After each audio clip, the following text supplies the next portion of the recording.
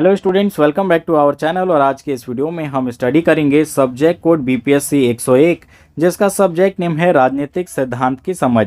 यहाँ पे हम आपके लिए ऐसे मोस्ट इंपॉर्टेंट क्वेश्चन आंसर लेकर आए हैं जो कि आपके एग्जाम में देखने को मिल सकते हैं।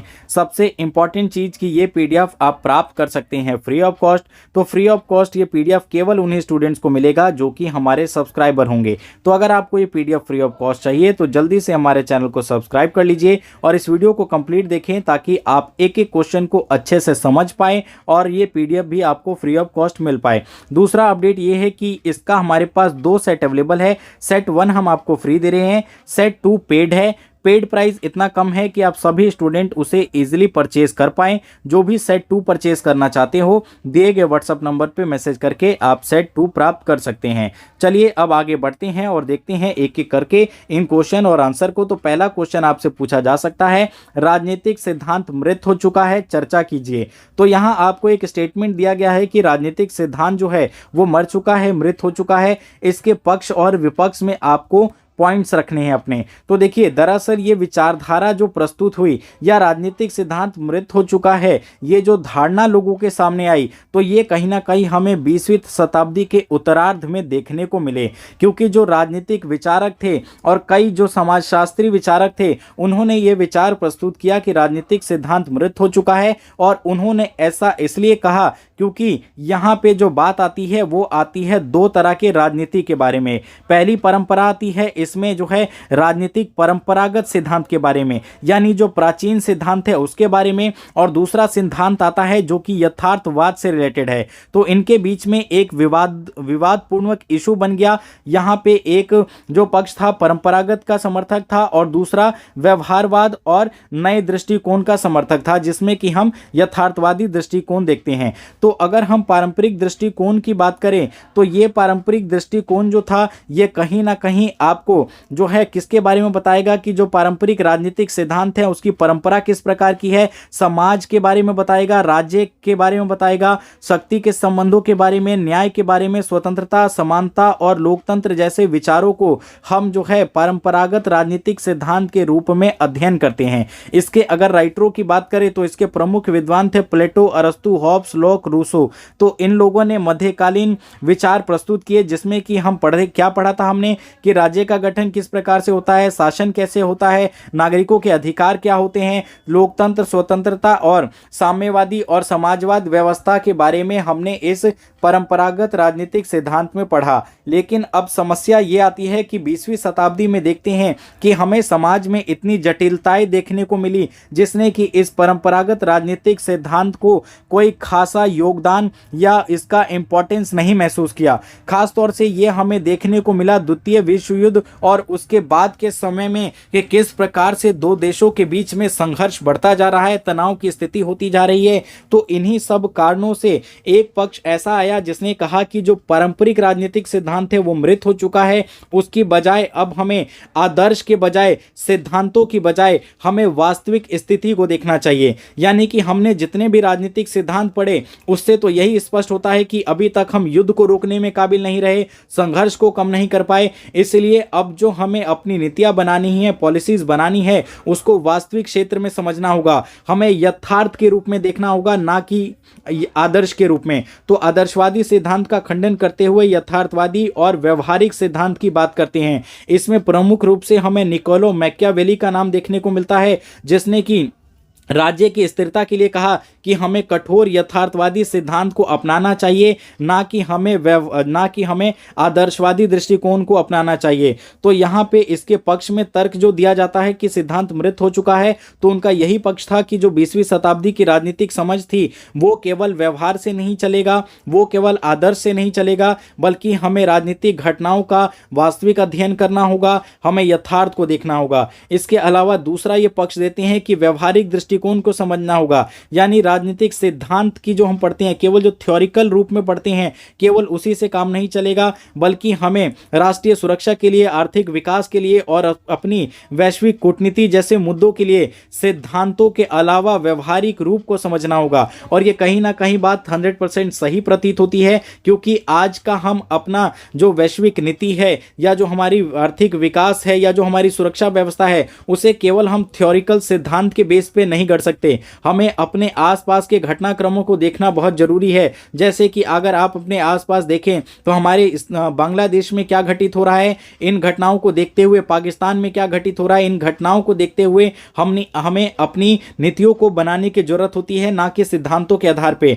तो इसलिए कहा गया कि इसमें हमें व्यवहारिक दृष्टिकोण को अपनाना बहुत जरूरी है। लेकिन कुछ सिद्धांतकार इसके विरोध में भी थे। उनका कहना था कि राजनीतिक सिद्धांत जो है वो मृत नहीं हुआ है। और ये स्टेटमेंट भी कुछ हद तक आपको सही मिलेगी, क्योंकि ऐसे तमाम इश्यूज हैं जिसमें कि हम मार्क्सवाद, समाजवाद और नारीवाद जैसे जो सिद्धांत है इसे हम राजनीतिक सिद्धांत के अंदर ही पढ़ते आए हैं और ये राजनीतिक सिद्धांत का ही पार्ट रहे और आज तक भी ये लागू है और राजनीति में आज भी ये प्रभावी भूमिका निभा रहे हैं। अगर इसमें हम देखें तो हमें जॉन लॉक का सिद्धांत, न्यायिक सिद्धांत के बारे में तमाम चीज़ें ऐसी हैं जो कि राजनीतिक सिद्धांत में पहले भी विद्यमान थी और ये सारी चीज़ें आज भी विद्यमान हमें देखने को मिलती है। तो इस प्रकार से इसे आप कंक्लूड करके आप अपना आंसर लिख सकते हैं। सेकंड क्वेश्चन आपसे पूछा जा सकता है कि राज्य के बारे में रॉल्फ मिलीबैंड के विचारों का परीक्षण कीजिए। तो रॉल्फ मिलीबैंड जो थे ये 1909 से लेके 1991 तक के एक प्रमुख ब्रिटिश समाजशास्त्री और राजनीतिक विचारक रहे। इनका जो योगदान था वो राज्य और समाज के बीच संबंधों को समझने का एक महत्वपूर्ण योगदान प्रस्तुत करते हैं। जो मिलीबैंड थे तो उनके जो विचार थे वो राजनीतिक सिद्धांत, समाजशास्त्र और राज्य के सिद्धांतों के संदर्भ में इन्होंने अपने विचार प्रकट किए।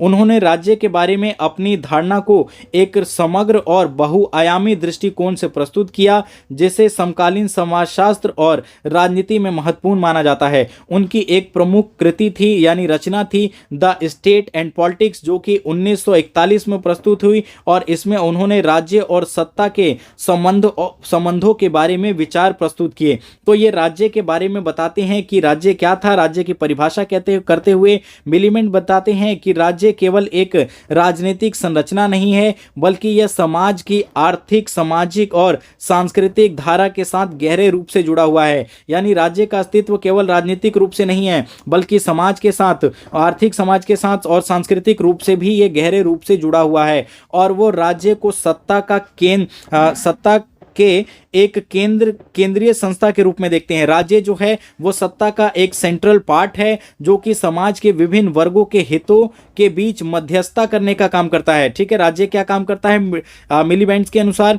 एक वो केंद्रीय तत्व है सत्ता का जो कि काम करता है समाज और राज्य के बीच मध्यस्थता का, और वर्गों के हितों की रक्षा करने का काम कौन करता है? राज्य करता है। राज्य की जो भूमिका है उनके अनुसार केवल शासन और नियंत्रण तक सीमित नहीं है बल्कि एक जो राज्य होता है वो समाज की संरचना को बदलने और उसको पुनः व्यवस्थित करने में भी सक्रिय भूमिका निभाता है। इसके अलावा राज्य और पूंजीवाद के बारे में भी मिलीबैंड बात करते हैं। तो मिलीबैंड ने राज्य की भूमिका को विश्लेषित करते हुए तर्क दिया कि राज्य पूंजीवाद समाजों में एक शक्तिशाली उपकरण होता है। जो पूंजीवादी समाज होता है, जो व्यवस्था होता है उसमें राज्य क्या काम करता है? एक शक्तिशाली उपकरण के रूप में काम करता है जिसे उच्च वर्ग और पूंजीपतियों के हितों की रक्षा के लिए इस्तेमाल किया जाता है। तो मिलीबैंड कहते हैं कि पूंजीवादी समाज में राज्य का काफी इंपॉर्टेंट रोल है और पूंजीवादी समाज में जो राज्य है उसका दायित्व क्या है या राज्य क्या काम करता है? तो वो काम करता है जो उच्च वर्ग है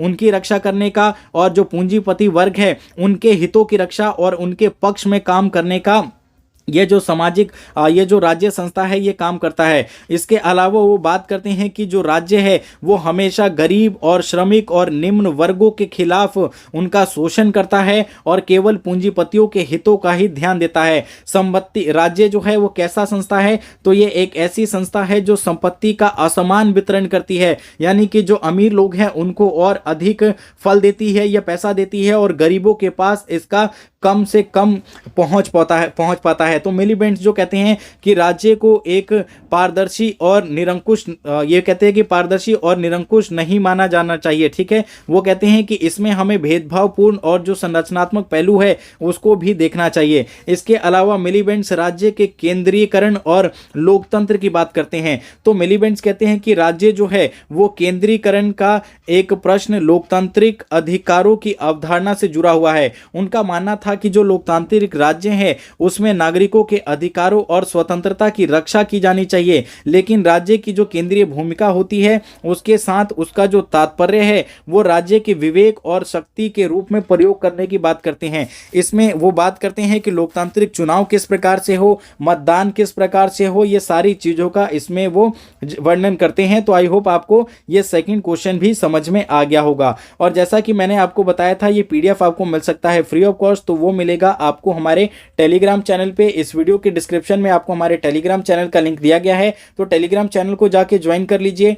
और एक पासवर्ड चाहिए होगा आपको पीडीएफ को ओपन करने के लिए, तो वो पासवर्ड हमने यहाँ स्क्रीन पे दे दिया है। इस पासवर्ड की मदद से आप पीडीएफ को ओपन कर पाएंगे। नेक्स्ट क्वेश्चन आपसे पूछा जा सकता है, नव उदारवाद पर एक टिप्पणी लिखिए। तो जो नव उदारवाद है ये क्या है, इसी के बारे में आपको बताना है। ये क्वेश्चन अक्सर शॉर्ट नोट्स में और लॉन्ग क्वेश्चन आंसर दोनों में ही पूछा जा सकता है। तो अगर हम नव उदारवाद की बात करें तो 20वीं शताब्दी के अंतिम दशक में आर्थिक, सामाजिक और राजनीतिक सिद्धांतों का समायोजन करते हुए 1980 के दशक में हम देखते हैं कि इस नव उदारवाद का जन्म होता है। इसका जो मुख्य उद्देश्य था वो था मुक्त बाजार की ताकतों को प्रोत्साहन करना और राज्य के हस्तक्षेप को कम करना। जो नव उदारवाद है ये बात करता है कि बाजार को किस प्रकार से फ्रीडम दी जाए, उनको खुलापन लाया जाए और बाजारों को अधिक स्वायत्तता दी जाए। इसमें हम देखते हैं कि निजीकरण पे अधिक जोर दिया गया, खास तौर से विकासशील देश जो हैं उनकी आर्थिक नीति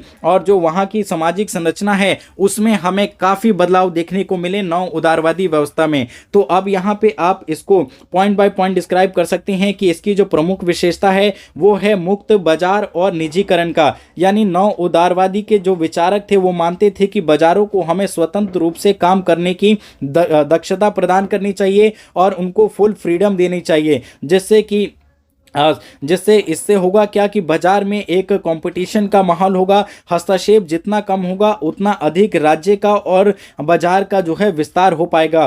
तो नव उदारवादी के विचारक मुक्त बाजार और निजीकरण की बात करते हैं, यानी सभी सरकारी चीज़ों का प्राइवेटाइजेशन कर देना चाहिए। सार्वजनिक सेवाओं जैसे जो सार्वजनिक सेवाएं हैं उसको केवल छोड़ के बाकी सभी चीज़ों का निजीकरण कर देना चाहिए और सरकार और राज्य को उद्योग धंधों पे कम से कम नियंत्रण रखना चाहिए। इसके अलावा वो स्वतंत्र व्यापार और वैश्वीकरण की बात करते हैं। तो वैश्वीकरण में हम देखते हैं कि मुक्त व्यापार को बढ़ावा देने के लिए एक देश का दूसरी देश से वो ट्रेड की बात करते हैं कि मुक्त व्यापार के सिद्धांतों पे चले, किसी भी व्यापारिक संस्था को दूसरे देश से व्यापार करने से ना रोका जाए और उसे पूर्ण स्वतंत्रता दी जाए और जो भी व्यापारिक बाधाएं हैं, जो भी लाइसेंसी सिस्टम है उसको समाप्त किया जाए। इसके अलावा अर्थव्यवस्था का नियमन कम करना था इसमें। तो इसमें हम देखते हैं कि राज्य का जो कार्य था वो केवल बुनियादी संरचनाओं तक सीमित रहना चाहिए, जैसे कि कानून व्यवस्था और बाहरी सुरक्षा तक सीमित रहना चाहिए, और जो बाकी कार्य हैं उन सभी कार्यों को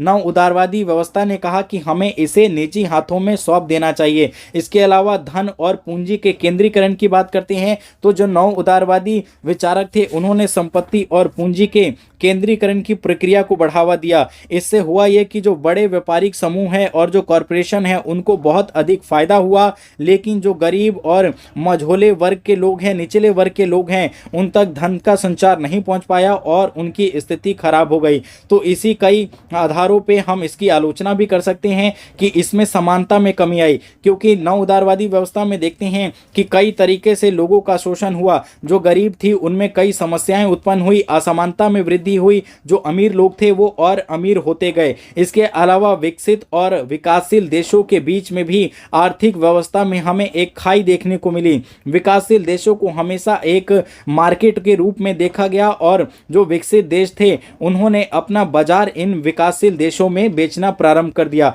इसके अलावा इसकी एक आलोचना आप राज्य की भूमिका के रूप में भी कर सकते हैं, क्योंकि नव उदारवादी जो कहता था वो कहता था कि जो राज्य का हस्तक्षेप है वो कम से कम होना चाहिए, या राज्य का काम केवल सलाह देने तक ही सीमित होना चाहिए। तो इससे हमें ये देखने को मिला कि जो अन्य क्षेत्र थे जैसे कि शिक्षा और स्वास्थ्य, तो इन बुनियादी चीज़ों में भी कमी आने लग गई, क्योंकि इसमें जो है प्राइवेट पार्टिसिपेशन काफ़ी बढ़ गया और इसने जो आम जनता थी उनको बुनियादी सुविधाएं तक नहीं मिल पाई, जिसके कई भयानक गंभीर परिणाम देखने को मिले। इसके अलावा इसका एक और दुष्परिणाम हमें सामाजिक और पर्यावरणीय परिणाम देखने को मिला, क्योंकि सभी चीजों का प्राइवेटाइजेशन करने की वजह से हुआ क्या कि पर्यावरण का अधिक दोहन होने लग गया, भूमि जल और जो भी प्राकृतिक संसाधन थे उसका अधिक शोषण किया गया। इसके अलावा समाज में भी हमें काफी जो है इसके भयंकर परिणाम देखने को मिले। इसके अलावा मूल्य आधारित दृष्टिकोण के आधार पर भी इसकी आलोचना कर सकते हैं कि जो नव उदारवादी था वो केवल आर्थिक विकास की बात करता था,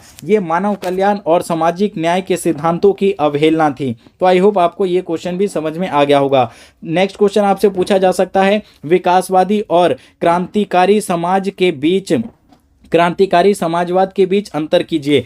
तो विकासवादी समाज क्या होता है और क्रांतिकारी समाज क्या होता है, इसी के बारे में आपको बताना है। तो अगर हम विकासवादी समाज की बात करें तो ये एक ऐसी विचारधारा होती है जो समाज में बदलाव को धीरे धीरे, क्रमिक और शांतिपूर्वक तरीके से लाने की वकालत करता है। कौन? विकासवादी समाज। विकासवादी कहता है कि समाज में जो बदलाव आना चाहिए वो धीरे धीरे आना चाहिए, एक सिस्टमैटिक क्रमिक तरीके से आना चाहिए और शांतिपूर्वक तरीके से आने चाहिए। और इसके अनुसार जो समाज में सुधार है और जो परिवर्तन है वो केवल संवैधानिक तरीके से नहीं बल्कि लोकतांत्रिक प्रक्रियाओं के माध्यम से संभव है। ये कहते हैं कि लोकतंत्र के माध्यम से समाज में सुधार और परिवर्तन लाने चाहिए। और ये विचारधारा मानती है कि पूंजीवाद से समाजवाद की ओर संक्रमण एक प्राकृतिक और निरंतर प्रक्रिया है जो समय के साथ खुद ब खुद होगा। तो इन्होंने कहा कि जो एक समाज है वो पूंजीवाद से समाजवाद की ओर कैसे आएगा, तो कहते हैं कि ये निरंतर प्रक्रिया है जो कि धीरे धीरे आगे बढ़ेगा। जो विकासवादी समाज है उनका समर्थन करने वाले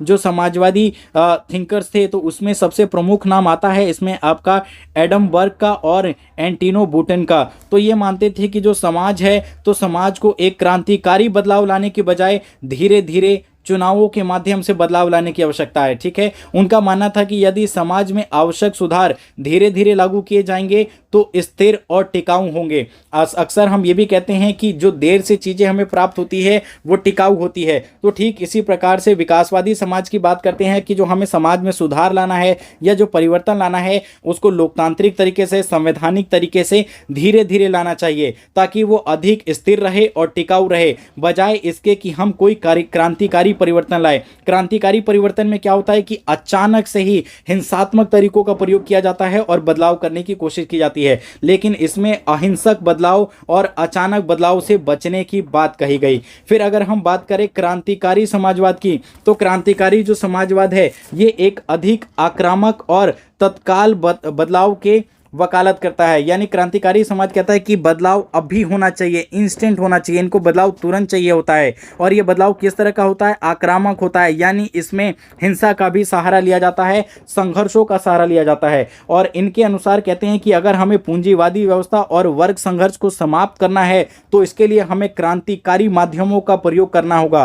पूंजीवाद का अंत कि ये कहते हैं कि पूंजीवाद का अंत केवल तभी हो सकता है जब हम हिंसात्मक क्रांति को अपनाएंगे। जो क्रांतिकारी समाजवाद है उसके जो प्रमुख थिंकर्स थे वो थे कार्ल मार्क्स, फ्रेडरिक एंजल्स। तो इनकी विचारधारा थी क्रांतिकारी समाजवाद की। उन्होंने कहा कि पूंजीवाद और जो श्रमिक वर्ग है उनके बीच का संघर्ष एक दिन जो है बहुत महत्वपूर्ण क्रांति के रूप में फूटेगा, जिसके परिणाम स्वरूप होगा क्या कि समाजवाद की स्थापना होगी और पूंजीवाद को समाप्त कर दिया जाएगा। तो ये था आपका समाजवादी व्यवस्था, ठीक है, क्रांतिकारी समाजवाद और विकासवादी समाजवाद। तो इसी में आप अंतर बता सकते हैं। बदलाव का तरीका यानी कि बदलाव किस प्रकार से चाहते हैं। विकासवादी समाज जो बदलाव चाहता है वो चाहता है शांतिपूर्ण बदलाव, सिस्टमैटिक बदलाव और संवैधानिक तरीके से। लेकिन जो क्रांतिकारी समाजवाद है वो हिंसात्मक तरीके से बदलाव चाहता है और क्रांति का समर्थन करता है और ये पूंजीवाद की जड़ों को उखाड़ के फेंकने की बात करता है। समाजवाद की अगर स्थापना की बात करें तो विकासवादी जो समाजवाद है वो कहता है कि हमें धीरे धीरे चुनावों के माध्यम से और संवैधानिक प्रक्रिया के माध्यम से विकासवाद को, जो सामाजिक विकासवाद है, उसको प्राप्त करने की कोशिश करनी चाहिए। लेकिन जो क्रांतिकारी समाजवाद है वो कहता है कि हमें समाज में क्रांति के माध्यम से ही विकास संभव है। इसके अलावा धार्मिक और ऐतिहासिक दृष्टिकोण देखें तो जो विकासवादी समाजवाद है उसके दृष्टिकोण में देखते हैं कि ये ऐतिहासिक विकास को धीरे धीरे सुधार की ओर बढ़ता है, लेकिन क्रांतिकारी समाजवाद ऐतिहासिक छलांग लगाने की वकालत करता है। समाज में अगर हम देखें तो वर्ग संघर्ष को देखें तो जो विकासवादी समाजवाद है वो कहता है कि वर्ग संघर्ष जो है उसको शांतिपूर्ण तरीके से निपटना चाहिए, लेकिन क्रांतिकारी समाजवाद वर्ग संघर्ष को जो है निर्णायक बिंदु मानता है और कहता है कि इसे क्रांति के द्वारा ही मिटाया जा सकता है। तो आई होप आपको ये क्वेश्चन भी समझ में आ गया होगा। नेक्स्ट क्वेश्चन आपका शॉर्ट नोट्स है, अलगाव का सिद्धांत। तो अलगाव का जो सिद्धांत था इसे कार्ल मार्क्स द्वारा विकसित किया गया था और ये उनकी एक महत्वपूर्ण विचारधारा थी जो ये बताता है कि पूंजीवादी व्यवस्था जो है उसमें श्रमिक वर्ग अपने श्रम, उत्पादन और समाज से जो है दूर होता जा रहा है। मार्क्स के अनुसार जो है पूंजीवाद में हम देखते हैं कि श्रमिक अपने श्रम से अलग हो जाते हैं क्योंकि वे अपने श्रम का मालिक नहीं होते, वो केवल श्रम शक्ति बेचते हैं, ठीक है, और उत्पादन के साधनों पे इनका कोई नियंत्रण नहीं होता। तो ये सारी चीजें आपको इसमें देखने को मिलेगी। मार्क्स ने जो है अलगाव को प्रमुख 4 प्रकारों से विभाजित किया है, जिसमें कि पहला आता है आपका सामग्री से अलगाव, यानी कि जो श्रमिक है अपने उत्पाद से अलग हो जाते हैं, वो जो वस्तु बनाते हैं वह उनके लिए केवल एक वस्तु बन जाती है और उसका कोई व्यक्तिगत अर्थ नहीं होता। श्रमिक अक्सर क्या करता है, देखिए कहीं भी किसी फैक्ट्री में काम करता हो तो उस वस्तु को किसी एक वस्तु को बनाएगा और उससे अपना संबंध तोड़ लेगा, ठीक है, तो उस सामग्री से उसका अलगाव हो जाता है। इसके अलावा अपने श्रम से अलगाव, श्रमिक को यह महसूस होता है कि वह अपने श्रम को बेचने के बाद अपनी मानवीयता, स्वायत्तता और रचनात्मकता को खो बैठता है, इसलिए अपने वो श्रम से भी अलग होते जा रहा है। एक दूसरे से अलगाव, यानी कि पूंजीवादी समाज में लोग केवल अधिक लाभ के लिए एक दूसरे से जुड़ते हैं, जिससे आपसी रिश्ते और सहानुभूति की भावना समाप्त हो जाती है। यानी एक दूसरे से जो है अलगाव किस लिए हो रहा है, क्योंकि पूंजीवादी समाज में क्या होता है, केवल एक दूसरे से लाभ के लिए जुड़ते हैं। अगर किसी से फ्रेंडशिप की जा रही है, कोई संबंध बनाया जा रहा है तो वो लाभ के लिए, जिससे होता क्या है कि उनकी सहानुभूति समाप्त हो जाती है और रिश्तों में भावनाएं समाप्त हो जाती है। स्वयं से अलगाव, इसमें देखते हैं कि सबसे गहरी स्थिति है कि जो श्रमिक है अपनी खुद की पहचान, आत्मसम्मान और मानवता से बाहर हो जाता है। ठीक है, तो आई होप आपको ये भी समझ में आ गया होगा। दूसरा शॉर्ट नोट्स आपसे पूछा जा सकता है एडम बर्ग के बारे में। तो जो एडम बर्ग थे ये एक प्रमुख अंग्रेजी दार्शनिक, राजनीतिक विचारक और सांसद थे। इनकी विचारधारा जो थी, प्रमुख विचारधारा, वो आधुनिक कंजर्वेटिववाद की नींव रखती है। इनका सबसे प्रसिद्ध जो कार्य था वो था reflection on the revolution in France. ठीक है, तो ये सबसे प्रसिद्ध उनका कार्य था, जिसमें उन्होंने फ्रांसीसी क्रांति की तीखी आलोचना की और बर्ग का मानना था कि समाज में जो बदलाव है वो अचानक और क्रांतिकारी रूप से नहीं आने चाहिए। ये जो थे ये विकासवादी समाजवादी, जो विकासवादी समाज है उसके बारे में बात करते हैं, उसके समर्थक थे। इनका मानना था कि जो समाज में परिवर्तन आ रहा है उसको एक क्रमिक तरीके से धीरे धीरे और परंपरागत तौर पे आना चाहिए, ना कि क्रांतिकारी और हिंसात्मक तौर पे। तो आई होप आपको ये क्वेश्चन भी समझ में आ गया होगा। नेक्स्ट क्वेश्चन आपसे पूछा जा सकता है नारीवाद की दूसरी लहर, जैक दरिद्दा के बारे में उनकी क्या थ्योरी थी। तो ये क्वेश्चन भी आप पढ़ लेंगे क्योंकि ये फर्स्ट पीडीएफ मैं आपको फ्री ऑफ कॉस्ट प्रोवाइड करवा रहा हूँ। वीडियो ऑलरेडी काफ़ी लेंथी हो चुका है, इसलिए अब हम इसको यहीं समाप्त करेंगे। अब नेक्स्ट कौन से सब्जेक्ट का वीडियो देखना चाहते हैं उसके लिए कमेंट करके बता दीजिएगा। इस वीडियो को देखने के लिए बहुत बहुत धन्यवाद।